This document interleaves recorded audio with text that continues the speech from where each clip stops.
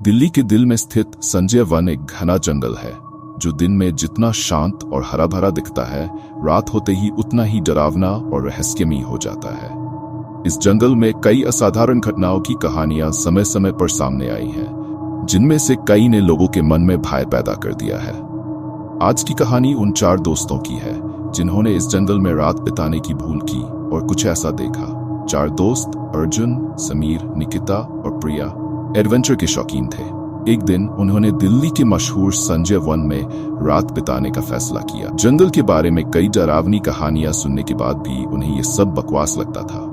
वे शाम होते ही जंगल में पहुंच गए और अपने टेंट लगाने लगे। दिन ढल रहा था और जंगल धीरे धीरे घने अंधेरे में डूब रहा था। अर्जुन ने मजाक में कहा, चलो देखते हैं क्या सच में भूत हैं यहाँ। बाकी तीनों ने हंसते हुए उसकी बात को टाल दी। लेकिन जैसे ही रात का पहला घंटा बीता, उन्हें एक अजीब सी बेचैनी महसूस होने लगी। निकिता को अचानक लगा कि कोई उनकी तरफ घूर रहा है, लेकिन जब उसने चारों ओर देखा तो कुछ भी नहीं दिखा।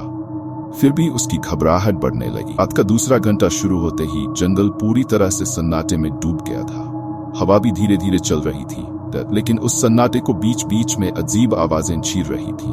कभी किसी के चलने की आवाज, कभी पत्तों का चमराना। अर्जुन ने सोचा कि शायद ये हवा का असर है, लेकिन समीर ने ध्यान दिया कि ये आवाजें लगातार करीब आ रही हैं। प्रिया ने अचानक कहा, तुम्हें लगा कि कोई हमारे पास से अभी अभी गुजरा?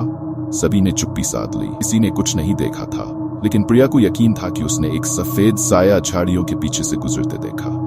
तभी एक जोरदार आवाज आई, जैसे कोई पेड़ पर जोर से पत्थर मार रहा हो। डर अब धीरे धीरे सभी के चेहरों पर दिखने लगा था। सभी दोस्त अब टेंट में बैठकर अजीब सा डर महसूस कर रहे थे।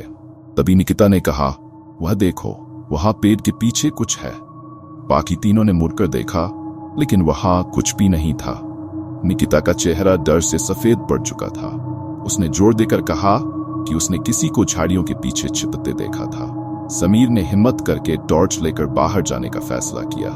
उसने झाड़ियों की ओर टॉर्च की रोशनी डाली, लेकिन कुछ नहीं मिला। पर जैसे ही वह वापस टेंट की ओर लौटा, उसे ऐसा महसूस हुआ कि कोई उसके पीछे चल रहा है।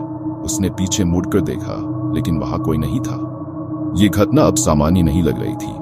रात के चौथे घंटे में सब कुछ अचानक और भी भयावह हो गया। अर्जुन, जो अब तक सबसे बहादुर बना हुआ था, अचानक एक कड़कती आवाज सुनकर बुरी तरह घबरा गया। सभी ने महसूस किया कि कोई अदृश्य शक्ति उनके आसपास घूम रही है। टेंट के बाहर किसी के चलने की आवाजें आ रही थीं, मानो कई लोग चारों ओर घूम रहे हों। तभी टेंट की जिप अचानक अपने आप खुलने लगी। चारों ने बुरी तरह चिल्लाते हुए देखा कि एक धुंधली सी आकृति उनके सामने खड़ी थी।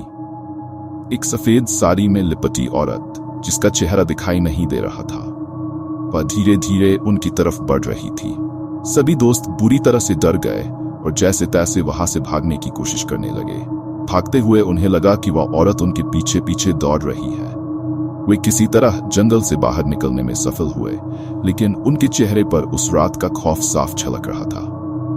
उस रात के बाद से उन्होंने कभी संजय वन का नाम भी नहीं लिया।